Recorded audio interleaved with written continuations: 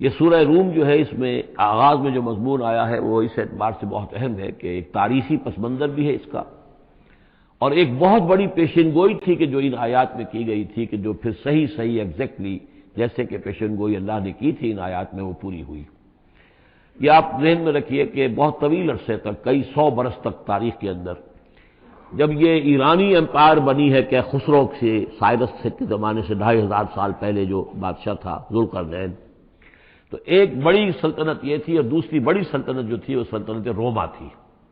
سلطنت روما کا سب سے بڑا حصہ تو خیر روم جو یورپ کے اندر تھا، لیکن یہ کہ یہ ترکی کا پورا علاقہ اور مغربی میڈیٹرینین کے ساتھ ساتھ جو ساحل ہے یہ ان کے پاس ہوتا تھا۔ ان دو حکومتوں میں جیسے سی سو ہوتا ہے، جھولا جھول رہی تھی تاریخ۔ کبھی ایرانیوں میں کوئی زوردار طاقتور بادشاہ اٹھا باصلاحیت، اس نے حملہ کیا اور رومیوں کو دھکیل دیا وہ یورپ کے اندر اور ایشیا خالی کرا لیا۔ کبھی رومیوں میں کوئی زبردست طاقتور کوئی بادشاہ اٹھا جس کے اندر صلاحیت تھی، وہ آ کر ایرانیوں کو دھکیلتا ہوا پیچھے لے جاتا تھا۔ تو اس طریقے سے یہ سی سو جو ہے یہ کئی سو برس تک جاری رہا۔ حضور کی بعثت کے زمانے میں ایسا معاملہ ہوا ہے کہ سن 614 میں، 602 سے لے کر 614 تک، اور حضور کی ولادت ہوئی 571 میں، یعنی جب حضور کی عمر 31 برس تھی اس سے لے کر اور 45 برس کی عمر تک ایک مسلسل جنگ چلی ہے ان دونوں کے مابین، روم اور ایران کی۔ لیکن سن 614 میں ایک بڑی زبردست شکست دی کیخسرو پرویز، کیخسرو ثانی وہ اپنے آپ کو کہتا تھا، پہلا کیخسرو تو تھا ذوالقرنین اور ثانی میں ہوں اب۔ بہرحال یہ ایک بڑا باصلاحیت حکمران تھا، اس نے شکست دی ہے رومیوں کو بہت بری طرح۔ شام میں، اب یہ چونکہ رومی عیسائی ہو چکے تھے، سن 300 عیسوی میں یہ عیسائی ہو چکے تھے، یروشلم ان کا مقدس مقام تھا لیکن نام رکھا ہوا تھا ایلیا۔ سن 70 میں جو یروشلم کو انہوں نے برباد کیا تھا، تو اس کے بعد ہیڈریان ایک رومن امپرر تھا جس نے کہ دوبارہ آباد کیا یروشلم کو، اور لیکن اس کا نام بدل دیا، اب یروشلم نہیں تھا یہ، اس کا نام تھا ایلیا۔ ایلیا میں ان کی وہ صلیب بھی تھی جو ان کے عقیدے کے مطابق حضرت مسیح علیہ السلام کو جس پر صلیب دی گئی تھی، ان کا مقدس مقام تھے یہ، ان سب سے بھی ان کو کھدیڑ دیا۔ اب ہو یہ رہا تھا کہ جو عرب میں مکے میں ادھر حضور کی دعوت ہے شروع ہو چکی ہے، 5 برس ہو گئے، حضور ترکی سے بھی نکال دیا، استنبول جو ہے ہیڈریان ایک رومن امپرر تھا جس نے کہ دوبارہ آباد کیا یروشلم کو، اور لیکن اس کا نام بدل دیا، اب یروشلم نہیں تھا یہ، اس کا نام تھا ایلیا۔ ایلیا میں ان کی وہ صلیب بھی تھی جو ان کے عقیدے کے مطابق حضرت مسیح علیہ السلام کو جس پر صلیب دی گئی تھی، ان کا مقدس مقام تھے یہ، ان سب سے بھی ان کو کھدیڑ دیا، تقریباً ترکی سے بھی نکال دیا، استنبول جو ہے قسطنطنیہ اس پر بھی اندیشہ ہوا کہ شاید ایرانی حملہ کر دیں گے۔ اس حد تک رومیوں کا حال پتلا ہو گیا۔ اب ہو یہ رہا تھا کہ جو عرب میں مکے میں ادھر حضور کی دعوت ہے شروع ہو چکی ہے، 5 برس ہو گئے حضور کو دعوت دیتے ہوئے، یا یہ کہ 15 برس ہونے کو آئے ہیں، لیکن ہوتا یہ تھا کہ یہ مشرکین مکہ یہ سمجھتے تھے کہ ایرانی تو ہمارے بھائی ہیں، وہ مشرک ہیں، آتش پرست ہیں، اور یہ نصرانی جو ہیں، یہ عیسائی جو ہیں، یہ مسلمانوں کے قریب تر ہیں، اس لیے کہ یہ عیسیٰ کو ماننے والے، موسیٰ کو ماننے والے، تو یہ لوگ جو ہیں ان سے قریب ہیں۔ تو وہ بغلے میں جا رہے تھے کہ مسلمانوں تمہارے جو ساتھی ہیں یا تم جیسے جو لوگ ہیں، تمہارے قریب کے لوگ پٹ رہے ہیں، دیکھو ہمارے ساتھی جو ہیں وہ بڑے فتح مند ہو رہے ہیں، وہ آگ کے پوجنے والے، وہ مشرک جو نہ موسیٰ کو مانتے ہیں، نہ عیسیٰ کو مانتے ہیں، نہ تورات کو مانتے ہیں، نہ انجیل کو مانتے ہیں، انہوں نے تمہارے ان ساتھیوں کو کس طریقے سے کھدیڑ دیا ہے، شکست دی ہے۔ تو اس پر مسلمانوں کو صدمہ ہوا، اس پر یہ آیات نازل ہوئی کہ اگرچہ اس وقت تو فی الواقع صورت کی بن گئی ہے، لیکن چند ہی سالوں کے اندر یہ صورت بدل جائے گی، اور یہ کہ رومیوں کو غلبہ حاصل ہو جائے گا، یہ پیشن گوئی کی گئی۔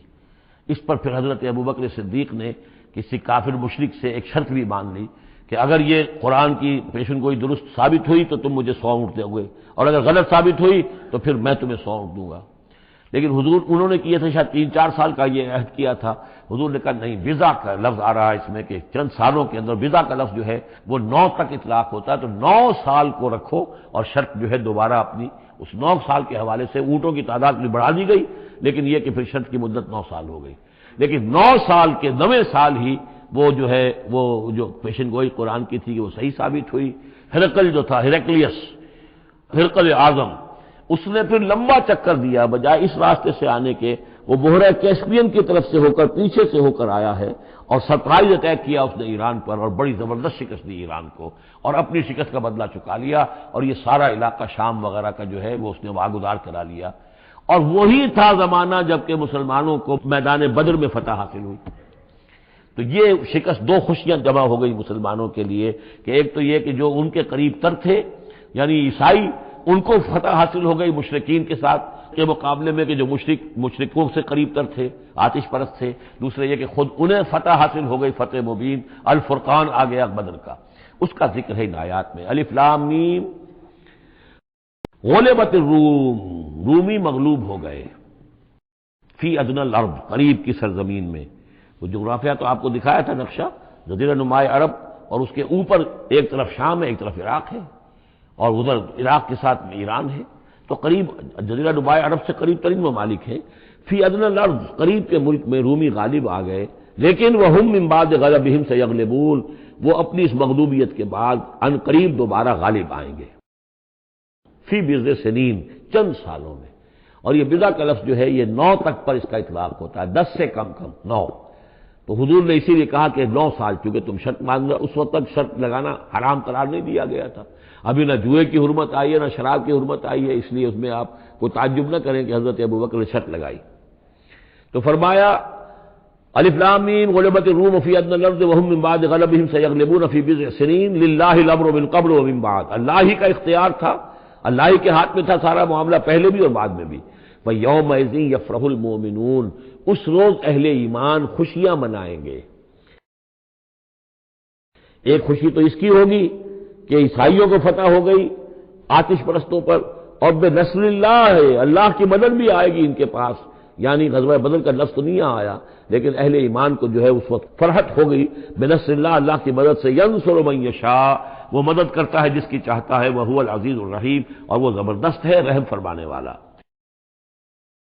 وعد اللہ، یہ اللہ کا وعدہ ہے، یہ ہو کر رہے گا. لا یخلف اللہ وعدہ، اور اللہ تعالیٰ اپنے وعدے کے خلاف نہیں کرتا. ولکن اکثر الناس لا یعلمون، لیکن اکثر لوگ علم نہیں رکھتے. یہ ہیں وہ 6 آیات کہ جو اس موقع پر نازل ہوئی ہیں. اور اس کو سمجھ لیجئے کہ یہ تقریباً 614 عیسوی، جبکہ حضور صلی اللہ علیہ وسلم کو دعوت دیتے ہوئے تقریباً 5 برس ہو گئے تھے. 610 میں 5واں برس تھا، 610 میں آپ پر وحی شروع ہوئی ہے. اور پھر 9 برس کے بعد وہ غزوہ بدر بھی ہوا اور ان کو بھی فتح حاصل ہو گئی. یعلمون ظاہرا من الحیات الدنیا، یہ لوگ جو ہیں، اب یہ باقی تو جو مکی صورت ہے سورہ روم، اور یہ بہت مشابہ ہے سورہ نحل کے. اللہ تعالیٰ کی نعمتوں کے حوالے سے، اللہ تعالیٰ تو تذکیر میں آلاء اللہ کے حوالے سے اس کا مضمون وہی ہے بنیادی. یعلمون ظاہرا من الحیات الدنیا، یہ لوگ دنیا کی زندگی کو بھی صرف ظاہر کو جانتے ہیں. وَهُمْ عَنِ الْآخِرَةِ هُمْ غَافِلُونَ، اور آخرت سے یہ بالکل ہی غافل ہیں. یعنی دنیا کی زندگی کی حقیقت یہ ہے کہ یہ مزرعۃ الآخرہ ہے. دنیا کی زندگی کی بھی اصل حقیقت یہ ہے کہ یہ کھیتی ہے جس میں بونا ہے آخرت میں کاٹنے کے لیے. وہ یہ بھول گئے کہ یہ آخرت کی کھیتی ہے.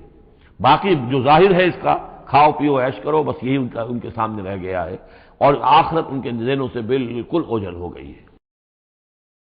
اولم یتفکروا فی انفسہم، کیا یہ اپنی ذات میں غور نہیں کرتے؟ وان ما خلق اللہ السماوات والارض وما بینہما الا بالحق، نہیں پیدا کیا اللہ نے آسمانوں کو اور زمین کو، جو کچھ بھی ان دونوں کے مابین ہے، مگر حق کے ساتھ. واجل مسمى، اور ایک وقت معین تک کے لیے. یہ دائمی نہیں ہے، ہمیشہ رہنے والی نہیں ہے، اور یہ ایسے ہی کار عبث نہیں ہے. ربنا ما خلقت هذا باطلا سبحانك فقنا عذاب النار. وَإِنَّ كَثِيرًا مِّنَ النَّاسِ بِلِقَاءِ رَبِّهِمْ لَكَافِرُونَ، اور یقیناً بہت سے لوگ جو ہیں اپنے رب سے ملاقات کا انکار کرتے ہیں. اولم یسیروا فی الارض فینظروا کیف کان عاقبۃ الذین من قبلہم، تو کیا یہ لوگ زمین میں گھومے پھرے نہیں ہیں کہ وہ دیکھتے کہ کیا انجام ہوا ان کا جو ان سے پہلے تھے. کانوا اشد منہم قوۃ، وہ کہیں زیادہ تھے شدید ان کے مقابلے میں قوت میں. وَأَثَارُوا الْأَرْضَ وَعَمَرُوهَا، اور انہوں نے زمین کو کاشت کیا اور اس کو آباد کیا. اکثر مما عمروها، اس سے کہیں زیادہ جتنا کہ انہوں نے آباد کیا ہے. وجاءتهم رسلهم بالبينات، اور ان کے پاس بھی آئے تھے ان کے رسول کھلی نشانیاں لے کر اور واضح تعلیمات لے کر. فما كان الله ليظلمهم، تو اللہ تعالیٰ ان پر ظلم کرنے والا نہیں تھا. ولكن كانوا انفسهم يظلمون، بلکہ انہوں نے خود اپنی جانوں پر آپ ہی ظلم کیا. ثم كان عاقبة الذين اساءوا السوء، پھر اس کے بعد جن لوگوں نے برے کام کیے، بری روش اختیار کی، تو ان کا پھر انجام بھی برا ہوا. ان کذبوا بآیات اللہ، انہوں نے اللہ تعالیٰ کی آیات کو جھٹلایا. وکانوا بہا یستہزئون، اور وہ اس کا ٹھٹھا کرتے رہے.